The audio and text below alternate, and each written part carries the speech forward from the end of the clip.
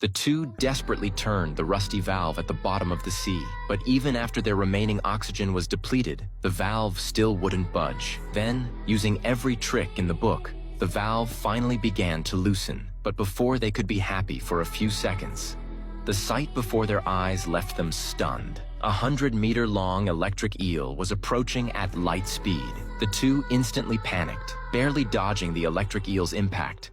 They continued to speed up the process of opening the door. However, with a beautiful dragon tail whip, it made a comeback. At the critical moment, they frantically turned the valve. Then, with a gentle push, finally lifted the heavy steel door. The boy immediately crawled in, seeing the electric eel was imminent. The man also quickly jumped into the cabin, narrowly escaping disaster, then found the pressure release valve using a glowing wand, followed by the start button.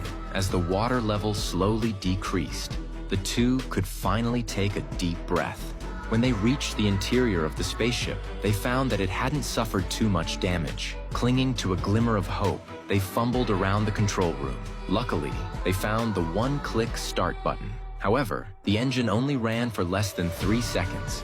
Before falling silent again without any warning, the boy was a little disappointed, but the man felt it shouldn't be a big problem. After a thorough inspection, it turned out that the spaceship's battery was low. However, recharging required at least tens of millions of electricity. At this moment, a bright light outside the window caught their attention. You think of what I'm thinking? That's completely insane. Exactly. Then the boy used the flashlight to lure the cable. The man picked up the javelin and waited in anticipation.